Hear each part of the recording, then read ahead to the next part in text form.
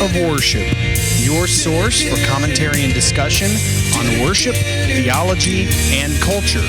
I'm your host, Dr. Jonathan Michael Jones.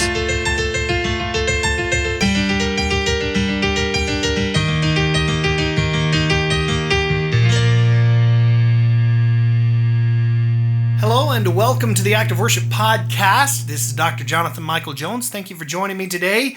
We are making our way to the end of this project, and we are here today in Psalm 137. Hard to believe we have made it this far, but we are here.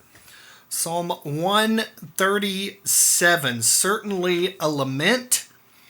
Of all the Psalms, this is probably the most clearly related to a historical event, and that is the exile of Judah to Babylon in the 6th century BC. Many of the prophets, many of the Psalms testify to this event, but this Psalm clearly is related to that. There is conflicting evidence about whether the Psalm was composed during the exile or immediately afterward. And I think probably immediately afterward. The despair that was experienced in the exile is really eloquently expressed along with the anger toward the enemy in this psalm. The text is very clear in that. So let me read for you Psalm 137, and then we will get into my commentary. By the waters of Babylon, there we sat down and wept, when we remembered Zion. On the willows there we hung up our lyres, for there our captors required us songs, and our tormentors mirth, saying, "Sing us one of the songs of Zion." How shall we sing the Lord's song in a foreign land? If I forget you, O Jerusalem, let my right hand forget its skill. Let my tongue stick to the roof of my mouth if I do not remember you. If I do not set Jerusalem above my highest joy. Remember, O Lord, against the Edomites, the day of Jerusalem, how they said, lay it bare, down to its foundations. O daughter of Babylon, doomed to be destroyed. Blessed shall he be who repays you with what you have done to us. Blessed shall he be who takes your little ones and dashes them against the rock. So some graphic language here, graphic curses called down upon the enemy of Israel here, which is Babylon.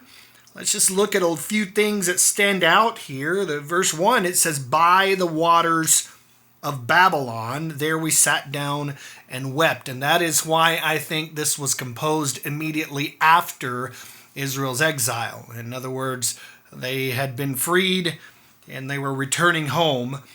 And it says, the waters of Babylon. That is the Tigris and the Euphrates, as well as numerous canals that flowed near Babylon, far from Zion and the temple. It says, we sat down and wept. These words express the deep despair that was caused by the deportation and the exile. Think about if someone took you from your homeland, from your wherever you live, wherever you call home, and they took you away for a lengthy period of time and you couldn't return, and you didn't even know if you would return. You see the joy that is found in Zion, the place of the Lord's worship throughout this psalm.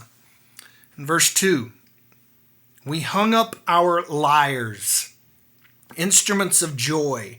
After a victory, Israel responded with songs. You see this often in, for example, Exodus 15 and Judges 5. And in their defeat, when they were defeated, the music ceases and there is silence. You see a prophetic telling of this in Isaiah 24. Verse 3, there our captors required of us songs. This is sort of in a mocking manner. The captors were the Babylonians. And they're saying, sing us one of the songs of Zion. This is a mocking way. Remember when Jesus was on the cross and they cried out and said, come down and save yourself. They were mocking him. And in the same way, they're mocking Israel. Sing us one of your songs, the songs of Zion. These songs can be found, for example, Psalm 46 and Psalm 48. And this is about the greatness of Zion and Jerusalem. So the captors were mocking them and saying, sing us one of your songs about the greatness of your city. When they knew they were held captive. They shouldn't be singing that at that time. And so with Jerusalem destroyed, the Babylonians ridiculed their captives. Verse 5, let my right hand forget its skill. That is how to play the harp. If he cannot sing of Jerusalem, he won't sing at all. Verse 6, if I do not remember you, if I do not set Jerusalem above my highest joy. Now that Christ has come, there is not a special place, a special holy place, but during the period of the Psalms, there was only one holy place for the Lord's worship. That was Zion. Jerusalem symbolically represented the city of God, and composed of all believers, we now look forward to that day when we are with him in the New Jerusalem. Galatians 4:26, but the Jerusalem above is free, and she is our mother. And so for the exiles, not only religious but political and cultural feelings were evoked by thoughts of their homeland. And then we get this reference to the Edomites in verse 7. Remember, O Lord, against the Edomites. Obadiah testifies to the callousness and the hostility of the Edomites when Jerusalem fell to the Babylonians. Verse 8, O daughter of Babylon. This is a personification of the nation of Babylon. And then we have this graphic curse in verse 9.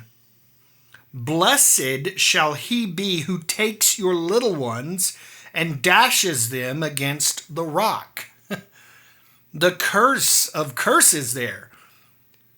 In other words, the person who does this, who kills your infants, that person is blessed.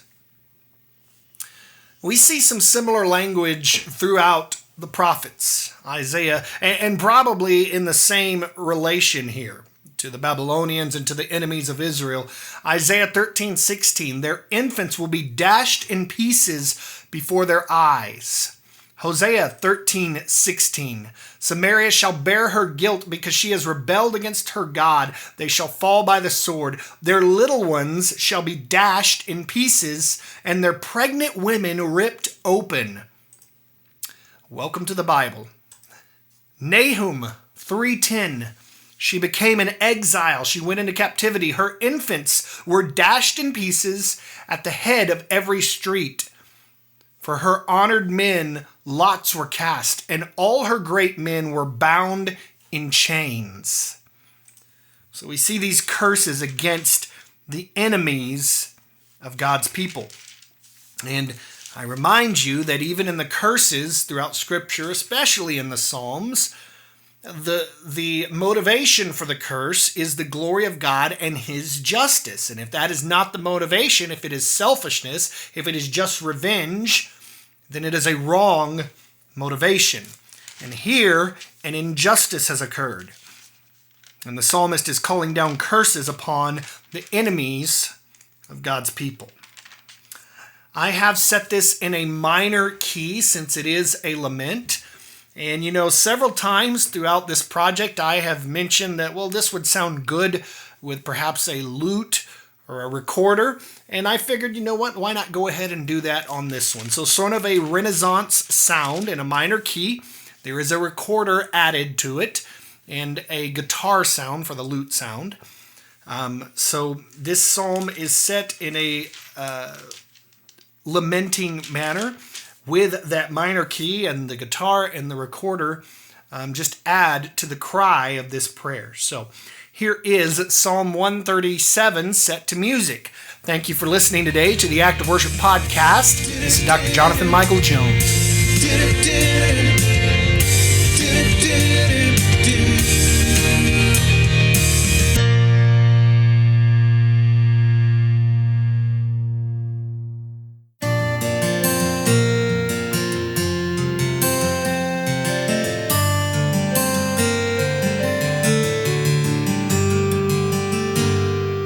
In Babylon we thought of Zion, sitting beside the streams.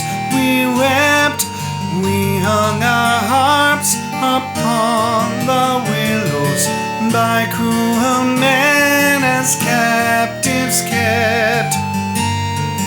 They called for mirth and singing thus, sing one of Zion's songs for us.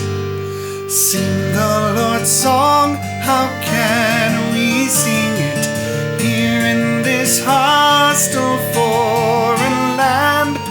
If I forget you, O Jerusalem, may power flee from my right hand, and may my tongue be rendered mute if I do not remember you.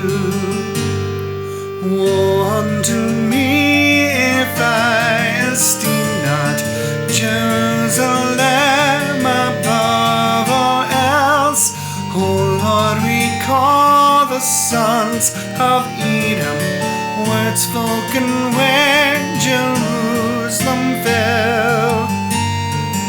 To its foundation tear it down, bring it demolished to the ground. Daughter of Babylon, accursed, blessed is that one who you then find how to repay you for your actions. Happy the one who is assigned to take up infants of your own,